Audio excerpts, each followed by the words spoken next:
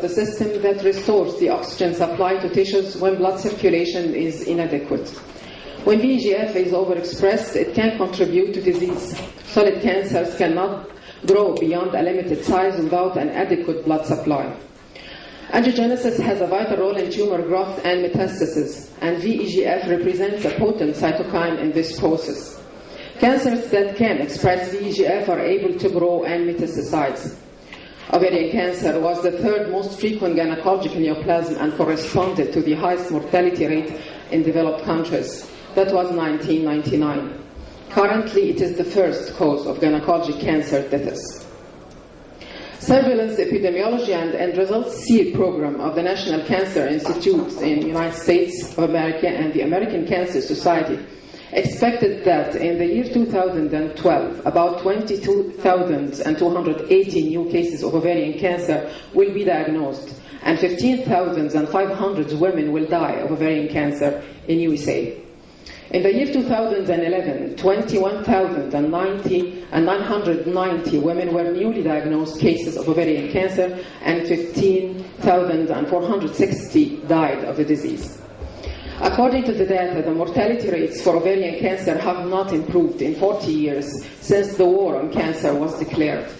Other cancers have shown a marked reduction in mortality due to the availability of early detection tests and improved treatments. Unfortunately, this is not the case with ovarian cancer, which is still the deadliest of all gynecologic cancers. A woman's lifetime risk is 1 in 71. In every 71 women, one of them would develop once in her life invasive ovarian cancer, and 1 in every 95 would die of the disease. Preoperative diagnostic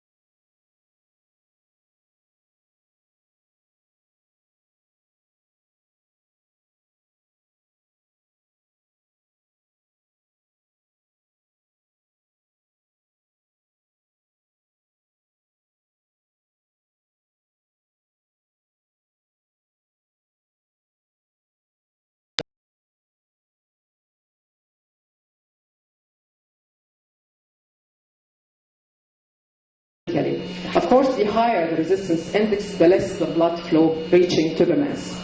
Korek and Kopesik had mentioned the scoring system in which they supposed the prediction of malignancy according to morphological criteria and according to the Doppler ultrasound of the masses. As we know, that tumoral capillaries are devoid of muscle layer in which resistance to blood flow is less than normal. And that's why resistance index and pulsatility index are parameters which are used to measure blood flow in these vessels and can be predictive for malignancy. Three-dimensional ultrasound is a rather new emerging technology that provides additional information for the evaluation of ovarian tumors. Multiplanar and volume rendering display methods combined with the ability to rotate volume data into standard orientations are essential components of the current and future success of 3D ultrasound. This is the 3D multiplanar view in which we can get the 3 dimensions, as we can see of the case of ovarian cancer. This is the electronic scalpel at which at this level we can get the 3D rendering picture. This is the morphological appearance, but it's different from the 3D power Doppler in which we can get the rotation of the mass as a whole. In 3D power Doppler, the assessment of the vasculature is completely different from 2D Doppler. 2D Doppler, we are focusing on the vessels themselves, and we can see the flow inside one or many of the vessels inside the mass. But in 3D power Doppler, we are getting the mass as a whole, and then we are getting what's called glass body appearance, in which it ameliorates the tissue itself, and we just see the vessels as a whole. It can be either simple pattern, for example, or chaotic pattern, or avascular pattern. Of course, when they introduced 3D for the first time, they focused on the tissue or the surface of the mass. And of course, when we have ascites, for example, we can get a space between the mass itself and the surrounding, and so we can have or see the picture of the mass as a whole. But in 3D power Doppler, we are focusing on the vascularity of the mass itself. For example, this is a chaotic pattern, which is a network of vessels or complexity of the vessels inside the mass, which is predictive for malignancy. Another picture for chaotic pattern in which the vasculature is marked and increased. This is what's called parallel pattern. We had a previous study published in the International Journal of Gynecology and Obstetrics in the year 2007, in which the study was on 50 cases of ovarian tumors, and we assessed the morphological criteria by 3D ultrasound and by 3D power Doppler ultrasound. And 3D power Doppler ultrasound was more sensitive in prediction of malignancy.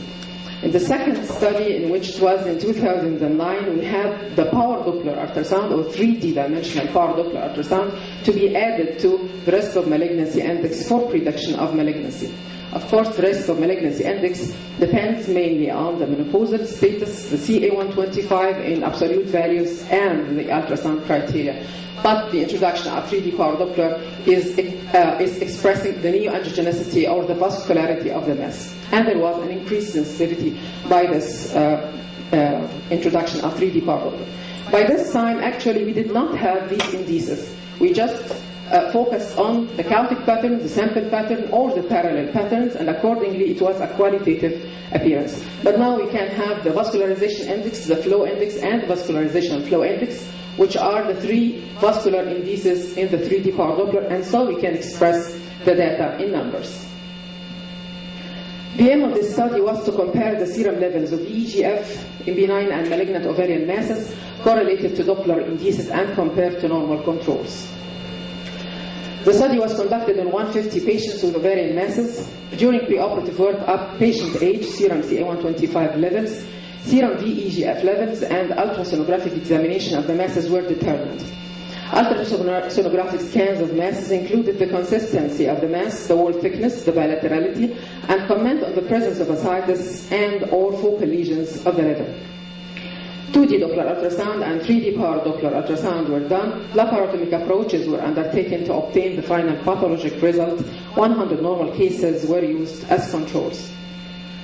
These are different pictures for ultrasound. Of course, this is a 2D ultrasound picture, a very normal case in which we have, of course, we should have a complete filling of the urinary bladder to see the uterus in the longitudinal plane. And when you tape the probe 90 degrees, you can get the transverse section of the uterus, and this is the ovary just abutting the uterus. This is a normal ovary. Another picture for transverse section of the uterus, and these are the ovaries. Both ovaries are apparent abutting the uterus. This is a transvaginal approach for the uterus. This is a normal uterus. This is again a normal uterus, and we can see the ovary in the Douglas pouch. And here how we can get the 3D multiplanar view of the uterus at the plane of the endometrium, and so we get the coronal plane of the endometrium in this picture. That case had ascites, and so the fluid was found in Douglas pouch, and it was related abutting the mass of the mucinous cystadenoma, and of course we have fluid in the hepatorenal angle. These are different pictures for ovarian cysts, in which you can see either it's bilateral or unilateral, and of course all these pictures are pictures for just functional or simple cysts. These cysts were not included in our study. That was a case of mature cystic teratoma, a dermoid cyst. That was a case of endometriotic cyst. Of course, you can see how the echogenicity of the endometriotic cyst is different from the clear cyst or functional cyst. It can be just a spot diagnosis, endometriosis or endometriotic cyst is very clear, and it's very hyper-echoic in relation to the very clear cyst or the functional cyst. Or we can fill the urinary bladder to compare between the urine inside the bladder and the occult blood inside the endometriotic cyst. In such cysts, when we introduce the 3D power Doppler, you will find avascular pattern because the occult blood inside have no vessels inside. This is the same picture for the endometriotic cyst, in which we had the coronal plane of the uterus after magic cut. Magic cut is an option by 3D ultrasound, in which we have an electronic scalpel to just focus on the area of interest. That was a bilocular ovarian cyst. That was a mucinous cystadenoma abutting the uterus in TS, in the transverse section of the uterus. And here is the resistance index, in which it was 0.78. This picture, you can see maybe this picture is rather not clear or difficult. This is a mass, actually. And this mass is heterogeneous in consistency, and it's pushing the uterus completely anteriorly. This patient was over 70 years, the uterus was small. And introduction of transvaginal ultrasound, I found just a mass which is completely obliterating the Douglas pouch. The uterus cannot be seen at all in this picture. And even filling of the urinary bladder was very difficult for the patient because the mass was completely pushing the uterus anteriorly, and that's why filling of the urinary bladder was very difficult. And that's the mass when the probe is moved upwards in the abdomen. And this is the 3D part of the appearance of this mass. As you can see, the chaotic or the complex pattern of this mass. Another example for ovarian cancer, again, the thick wall, the heterogeneity, and this is the uterus, and this is abutting the uterus in this picture. Maybe I wanted to show the patient this another case, but this is the myoma, and how sometimes the broad ligamentary myoma or myomas arising from the side of the uterus are confusing for some, but this is, of course, completely different from this picture. We did not have, of course, such cases in our study. That was a version, and that's why we had only and a transabdominal approach. This is the uterus, and that was a mass abutting the uterus frontally. And by 3D power Doppler, you can see how this was not vascular. That's the cut section of the system. That was another case of fibroids, uterus in transverse section. Mucinous cystadenoma, ovarian cancer. Mucinous cystadenoma. Ovarian fibroma. As you can see, after introduction of 3D power Doppler, there is no marked vascularity. Unfortunately, I did not get the 3D rendering mode or the video for this case, but if you can see the rotation of this, you'll find that these vascularities actually are not related or are not inside the mass itself. That was a case about 65 years, and you can see the mass, how it was heterogeneous in consistency, irregular borders. And here, a part of the uterus here, the uterus had calcifications inside, and the mass is abutting the uterus here with the full urinary bladder. Another view for the uterus and the mass. And this is after introduction of 3D power Doppler, in which you can see the marked vascularity of the mass. This is how we get the vascular indices. After we got the picture, we have then the 3D power Doppler, and then we activate the histogram application in the 3D machine, and then we get automatically the vascular indices. And this is how we can see the 3D power rendering appearance of the mass after rotation and after cutting all around the tissues and having the glass body appearance. This is another picture to show a case. I have seen this case for 6 years, actually. Until now, she had the same appearance and the same something inside, which is very suggestive of ovarian fibroma, a small size, and is not changing inside. But just, I want to mention how we are eliciting the picture by 3D ultrasound, which is completely different from transvaginal ultrasound. We can get this magic cut and cut all around the ovary, and then we can see it in this 3D rotational movement. Again, just to compare the ovarian fibroma and its 3D power Doppler, the ovarian cancer and its 3D power Doppler. Final ovarian pathology revealed 73 malignant ovarian masses and 77 were benign. Mean age of benign cases was 37 plus or minus 2.4 years, malignant cases 58.9 plus or minus 6.3 years, and controls 41.1 plus or minus 5.2 years. The benign cases pathological assessment was either serous cystadenomas, mucinous cystadenomas, mature cystic teratoma, fibroma, or endometriotic cysts. Of course, we did not include ovarian ectopic pregnancies or functional cysts or fecal lutein cysts in this study. Malignant cases were either serous cystadenocarcinoma, mucinous cystadenocarcinoma, clear cell carcinoma, endodermal sinus tumor, distal melanoma, sertoli lytic cell tumor, and Kraftenberg. There was a significant difference between the malignant and benign group considering the CA125 serum levels. Concerning the 2D and 3D vascular indices, there was a significant difference that the RI was higher in benign cases than in malignant cases. The VI, FI, and DFI were all higher in malignant cases more than in benign cases, with a significant difference. This diagram is showing the resistance index in the benign and malignant group, and we can see that in benign group the RI was higher than in malignant group, and here how we are eliciting the Doppler ultrasound. There was a highly statistical significant negative correlation between VEGF and RI. As we mentioned, that resistance index, when it's increased, that means that a decreased flow to the mass. 3D vascular indices in benign and malignant cases. As you can see, in malignant cases, all the indices were higher than in benign cases. VEGF serum levels in picograms per milliliter in the three groups revealed in the malignant cases 601.01, benign cases 218.22, and the normal group 60.49 picograms per milliliter, with a highly significant difference between the groups. 12 malignant cases with ascites revealed higher serum VEGF levels markedly, and we had a mean of 801.08 picograms per milliliter. We had a cutoff value for prediction of malignancy according to ROC curve by VEGF of 310 picograms per milliliter. The 3D vascular parameters correlated all positively with the VEGF serum levels. There was a highly statistical significant positive correlation between VEGF and VI, between VEGF and FI, and VEGF and VFR. And these are the results, in which the R-test was negatively correlated with resistance index, the VEGF, and positively correlated with all the 3D vascular indices, and positively correlated with the CA125. The significance of VEGF in the development of ovarian cancer has been extensively studied, as well as the presence of VEGF in tissue specimens and in patient sera. A study for Harlison et al. Actually, he found cases of 86 malignant cases and correlated them, or had a comparison with 53 benign cases, and he found an increased level of VEGF in, of course, in malignant cases more than in benign cases, and he found also that the VEGF is present in effusions and more than in corresponding sera in the same patients, in the effusions of the tumor. Also, Sidlakova et al. Found that the plasma VEGF correlated with the stage of primary ovarian cancer. There are further reports that increased VEGF expression enhances vascular permeability. It has the other name, which is vascular endothelial growth factor and vascular permeability factor. And maybe that explains why did we have higher levels of VEGF in cases with ascites, because VEGF enhances ascites and enhances metastasis.